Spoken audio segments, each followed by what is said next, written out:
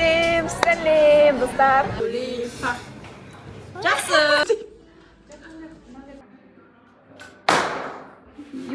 Ты здесь. Ойнап отырасың. Күшті.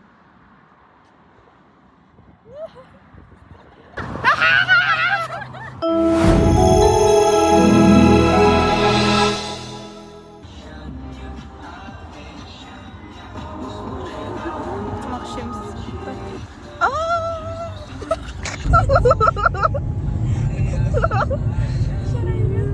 Солай.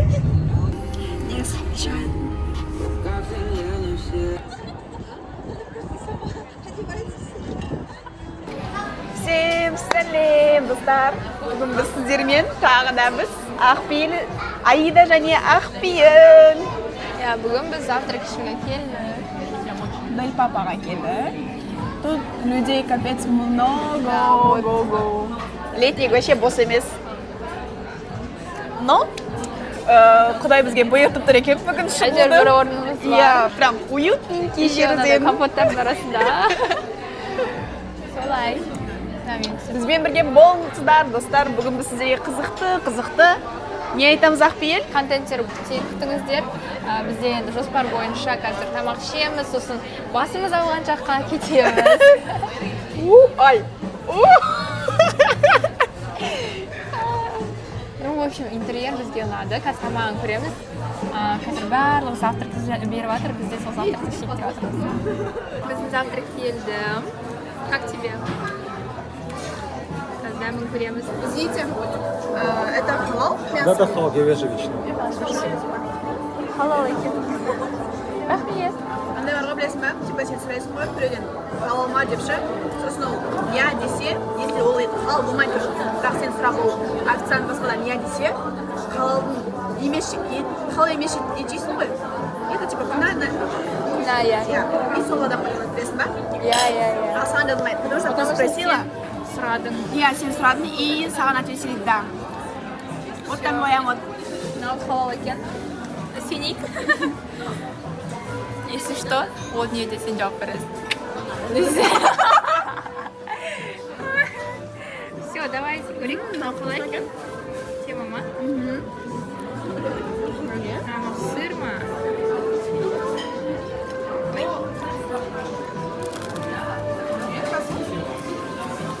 Авокадо. Нормально.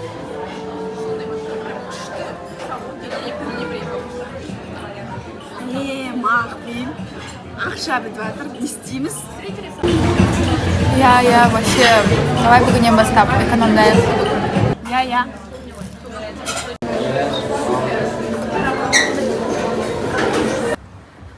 Осымен біз завтрагымызды ішіп болдық. Өте тәтті. Обслуживание просто шикардос, реально. Мы очень довольны. Прям қаймақтың бетіндегі сырмен. Круассан үлпілдек. Прям неден жаңадан шыққан круассан. Етті айтсаңдар. Міне мына жердегі Дель Папа. Міне Аида.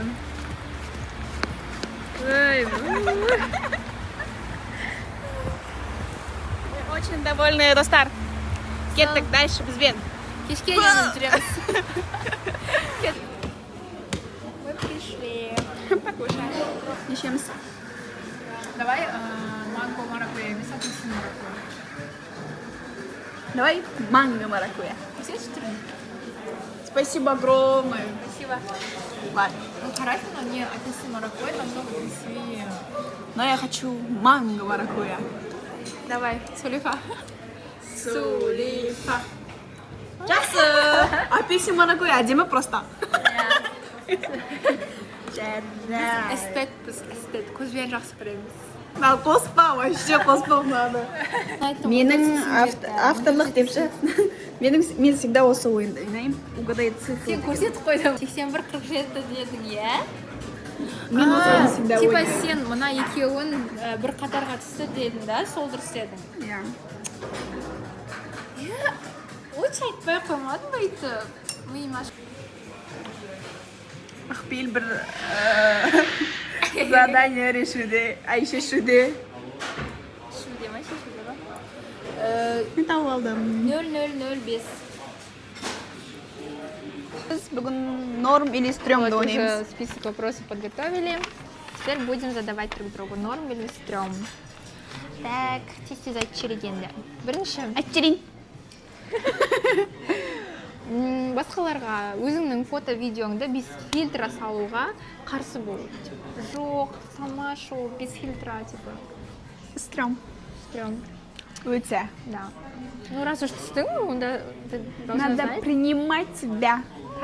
какая ты есть. Екіншісі, бізде дипломды сатып алу. Норм. Стрём. Норм. Стрём. Не будем обсуждать. Да, нет, я скажу свое мнение. Это коррупцияның бастамасы. Қазақстан қашан дамиды? Если біз қазірден бастап дипломдарды осылай сатып алсақ. Остается думать. Келесі. Компашка болып араласу группада. Енді студент кезде, даже мектеп кезінде тоже солай. Компашка болып араласу. Как тебе? Норм. Потому что любой ортада ондай болады. Допустим, 5-6 қыз жарайды, группада 10 қыз ба, 10 қыздың барлығы араласқанмен ішінде 3-4 близко болады. По-любому. Норм? Тоже. Так. Жігітпен ақша үшін жүру. Стрём. Потому что андай болу керек, знаете, такое искра болу керек. Оған тартып тұратындай. А оның ақшасы ертең бар. Ертең жоқ болып қалса, сен тісіп өте саласың ба? Я Негізі өтірік айтып отыр, стрём негізі. мен стрём дедім ғой енді. А жоқ, норм. Нет, бәрібір де қазір сен типа жігіттен өстіп пайдаланып қалам деп ойласаң, ол алдыңнан шығады да. Ертең мысалы өзіңе артық шығын болып шығуы мүмкін. Сосын біреуді өйтіп пайдалануға болмайды. Даже жігіт болсын, кім болсын. Я так думаю. Оқу бітірмей жатып үйлену. Или тұрмысқа шығу. Сатырыйым. Это тоже стрём. Вообще не очень. Мынау обсуждать етпей-ақ қойық. Потому что, Әркімнің өз таңдауы. Біз үшін. Әркімнің өз таңдауы бар, өзінің өмірі, өзінің тағдыры бар. Но по-любому сенде таңдау болады ғой. Я или жоқ деген сияқты. Ну, өзіне байланысты. Так что сабақ оқымай, Мынаны бүйтіп алайын. сабақ оқымай, өнерге сабақ оқып бармайсың, бірақ в моменте что-то придумываешь и 90% алып кетесің. Норм. Это даже не норм, а четко. Это очень классно, да. Надо уметь это делать. Қабілет керек Уметь. достар. Не все Қабілет. могут. Өз-өзіңе жұмыс жасап, ақша табу. Когда ты Норм, даже норм. студентка. Вообще күшті. Норм. Потому что біреуге тәуелді болып, или ата-анаңа, либо стипендияға тәуелді болып жүре берсең, ну, уақытың кетіп қалады да. Как раз жұмыс істейтін сезон ғой. Сезон. Период. Клубника өтетін сезон. Период қой, сондай прям энергияға толы. Сол кезде вот как раз қателесетін кезде қателесіп алып, бірақ көру керек та, попробовать Ну, это я керек. думаю, надо уметь совмещать работу Конечно. и с учебой. Да, да. И қыдырып та үлгеру керек. Бәріне успеть можно и надо. Так енді бізде қазір мынандай сұрақ. Біз екеуміз де мобилограф СМ болып жұмыс жасаймыз. Да. И бізде часто бывают моменты такие, предоплата алмай, клиентпен бірге жұмыс жасап бастап кету. Нет, это Стрём. көп жағдай болды, потому что типа договор ештеңе болмайды, но предоплатаны алмай бастайқан күндері олар обязательно лақтырып кететін. Либо жұмысын алмай қалды, андай болып қалды, бүйтіп қалды, сөйтіп қалды деп отговоркалар пайда болатын. Поэтому я не доверяю таким людям. Обязательно алу керек 50%. Менде пока ондай болмапты, почему-то алма кезген адамдардың барлығымен мен келісем 50% деп. И маған шүкір береді. И я начинаю. Дұрыс сол. Келесі ол бізде кофейняда отырып жұмыс жасау. Это классно. Норм. Это, знаете, такой вайб, вообще что вайб берет, что-то такая, типа в наушниках, и ноутпен, такая кофе ішіп отырасың. Это вообще классно. Чувствуешь. Еще макпен, такой. Ну, құдайға шүкір, қазір сол күнге жетіп отырмыз ғой, өзіміз. И это классно вообще. Я горжусь нами. Так, дальше SMM, мобилография, таргет, TikTok, стрим, үшін 150К зарплата алу. проектке келісу. Way. На-на-на-на-на. Way. На-на-на. Это стрём. Это вообще red flag қой бұндай клиенттер. Как можно так обесценивать свою работу? Еще, алло, соверьте. еще, типа, сен қанша аз ақша аласың, сонша сенің жұмысыңды сынайды. Потому что, типа, ой, ол, значит, аз ақша алып жатыр, значит, оның опыты жоқ, она не ценит себя в первую очередь, а сен оны емес. И она будет унижаться каждый раз. Вообще не скидка жасауға болмайды. Но мен кейде жасап қоямын. Мен де жасап қоямын. Ну, типа, жарайды деген сияқты. Но, андай...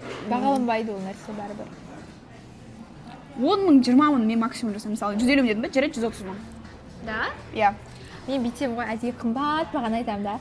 Жарайды, сізге 50% скидка деймін. Мысалы, қара бүйтемін ғой. Қош! Типа, қара бүйтемін, 150 мың, әр услуга менде 150 мың. Мысалы, мобилография 150 мың, SMM 150 мың, таргет 150 мың деймін, да? И общий 450 болады ғой, 450.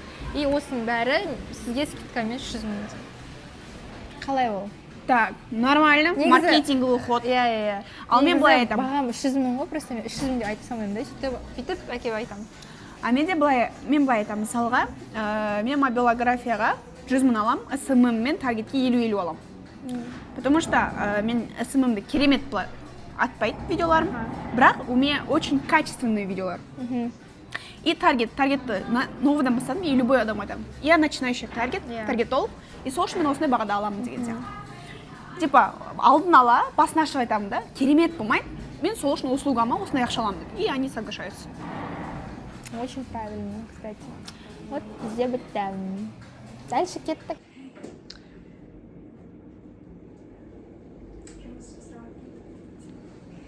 Қыдырып жүрсек те жұмыс.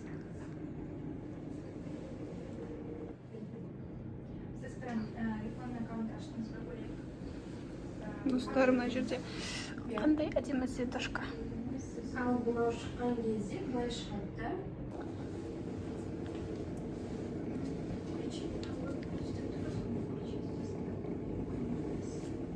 Егер мына жерден бюджет қойсаңыз, әр бюджетіне әр макетке 5 доллар болса 5 доллар. А мында болса ол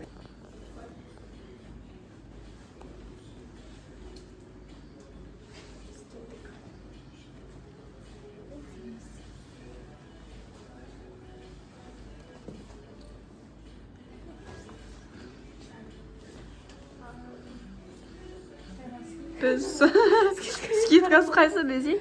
так, мына жерде 6000 теңгеге коррекция. Кик бірінші десей. Мынандай коррекция қылып ал. Если қойған конверсия болады. Жақсы, рахмет, Ақбиел.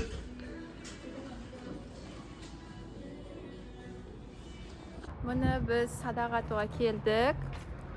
Қазір енді садаға айтамыз. Как твое впечатление? Дайынсың ба садаға туға? Мен дайынмын.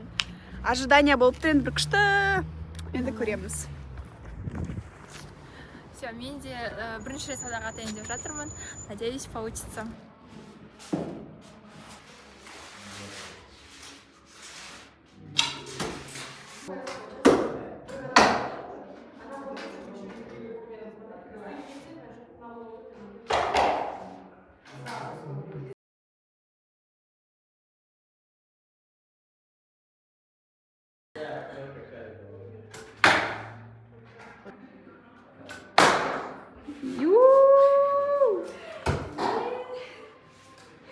Четко. Все, біз бітірдік. Күшті болды, қызық болды. Но маған уже надоело кетті, сосын уже қайтайық деп жатырмыз. Күшті жерге келдік, такой уютный. Мынау бағана жерде уютный сияқты ма? Чарли, ты здесь. Ойнап отырасың. Кофе бұл, мына жаққа келіп. Контроль пападан Ойбай. Біз жер таңдамаймыз. Біз адам таңдамаймыз. Біз өте қарапайым адамбыз. Просто ақшамыз бітіп Біз онда күрсек ше. бізде ақша. Біз онда күрсек бүкіл дауыс.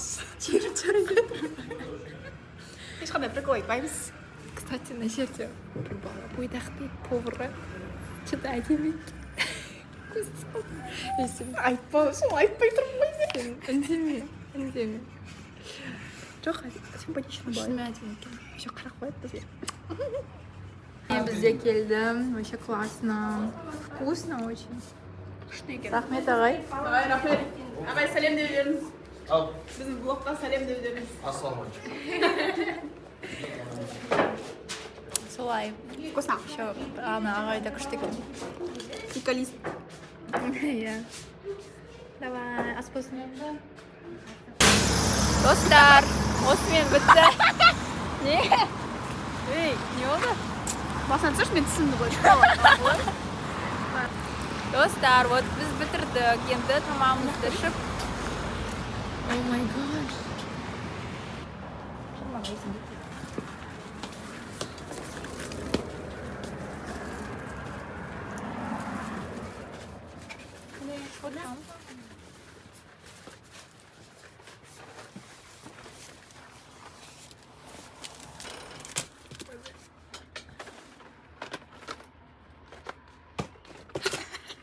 Қалсай?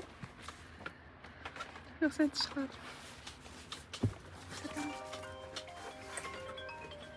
Прикольно. Еще по 500 тенге. Алло?